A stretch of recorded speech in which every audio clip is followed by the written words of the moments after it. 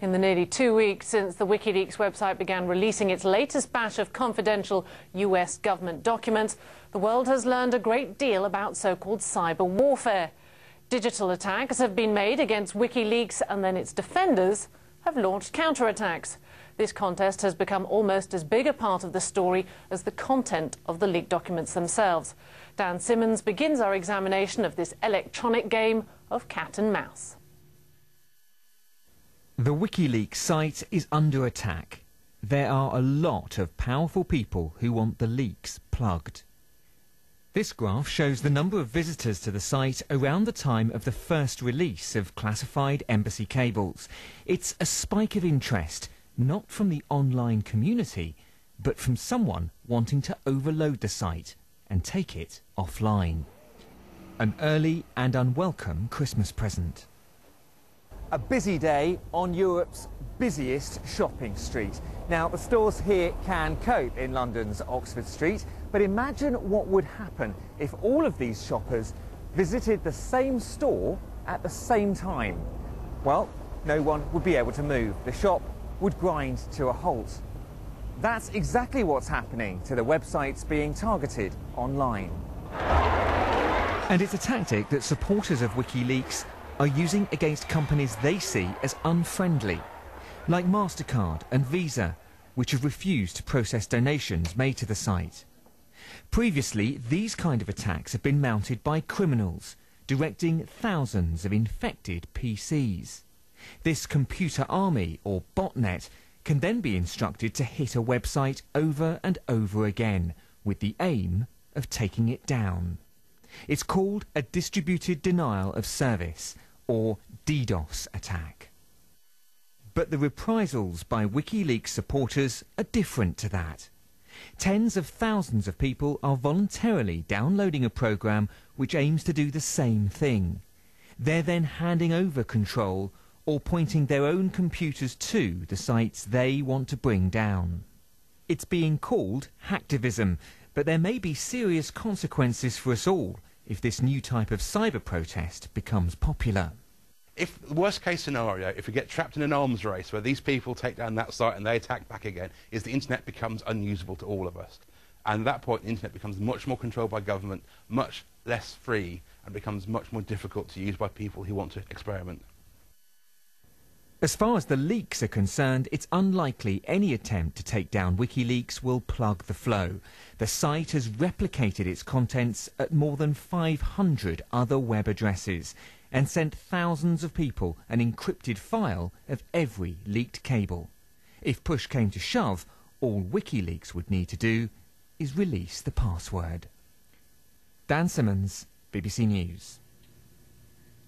For more on the WikiLeaks saga, I spoke earlier today with Jeff Jarvis, Professor of Journalism at the City University of New York and author of What Would Google Do? And also Tom Blanton, Executive Director of the National Security Archive. Gentlemen, thank you very much both for joining us. Jeff, if I could start with you in New York. These hacktivists, they're not really like the likes we've seen of before, but are we going to see a lot more of them in the future? I'm not sure. The Guardian yesterday called this a case of civil disobedience. We might call it cyber disobedience. And I noted that this morning, Anonymous, the kind of non-group group that's been organizing this, put out a call to stop doing the denial of service attacks, stopping up sites, and instead asked its activists to go in, dig into the cables themselves and find the great stories no one else has found, which to me smells a lot like journalism. I'm curious to know, I mean, obviously we heard Jeff there talking about these hacktivists.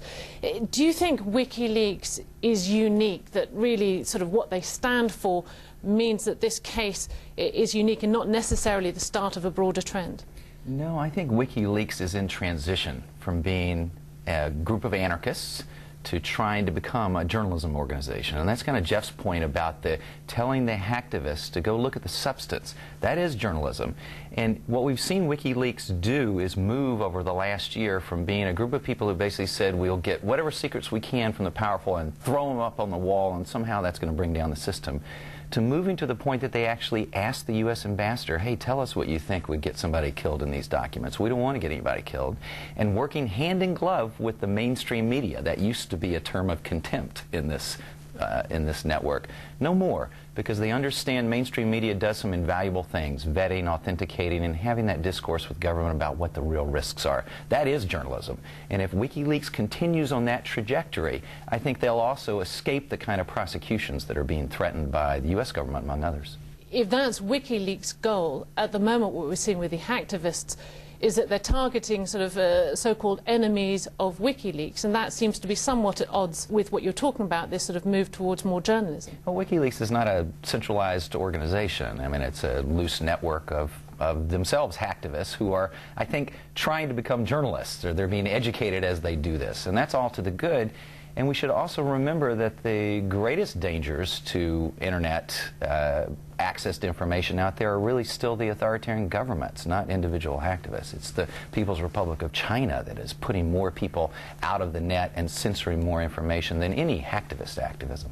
And, you know, I noted that part of this is a protest against the hypocrisy of these financial companies that got pressured into cutting off WikiLeaks.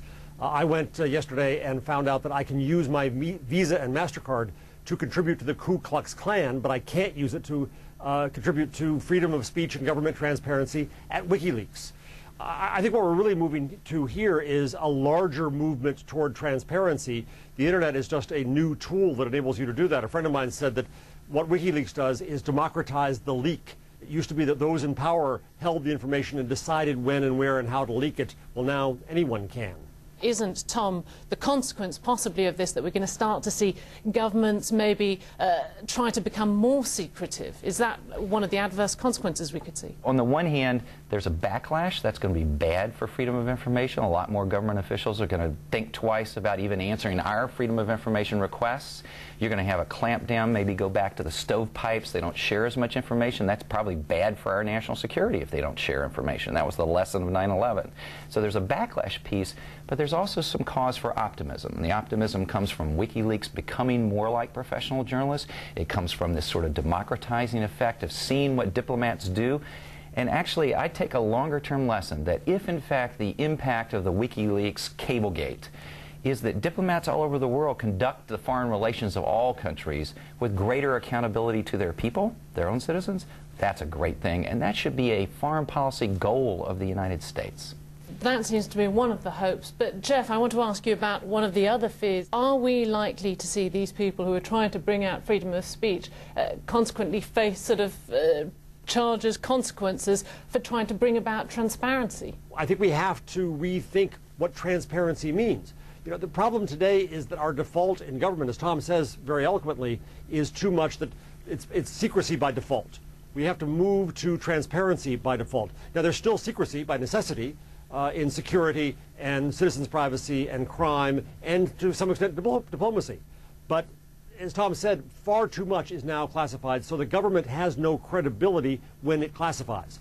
And now the power comes not from those who hold the secrets. As Assange proves, the power comes from those who create transparency. I suspect we're going to be talking a lot more about this in the future, but for now, Jeff Jarvis in New York, thank you very much, and Tom Blanton here in the studio, thank you. Thank you very much. Now to the never-ending story, the latest case of fallout from leaked documents. Palestinian groups have reacted angrily to reports that Arab negotiators were prepared to make major concessions to the Israelis in the search for a lasting settlement in the region. The leaked information suggests that the Palestinians considered allowing Israel to keep all but one of its settlements in occupied land in East Jerusalem. The concessions were so remarkable, it begs the question why the Israelis didn't agree.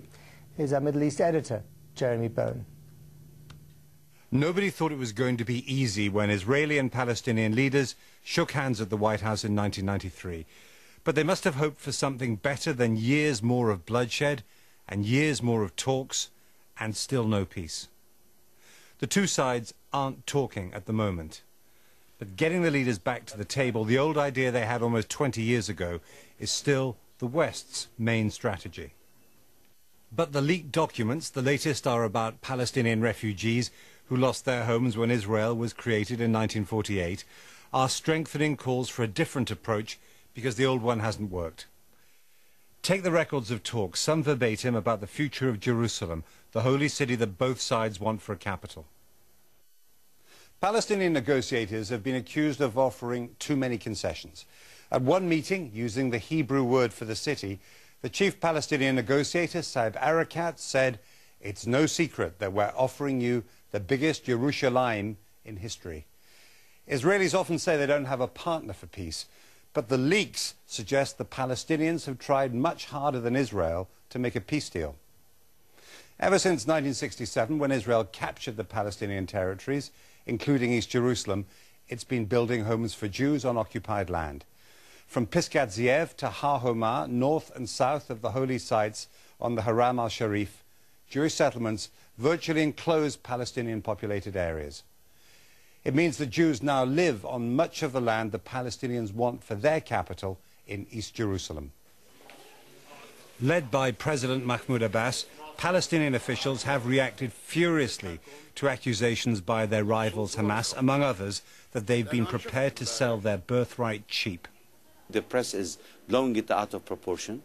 And I think, the idea behind it is to delegitimize the Palestinian leadership at a time when this leadership is trying to score very well in isolating Israel diplomatically.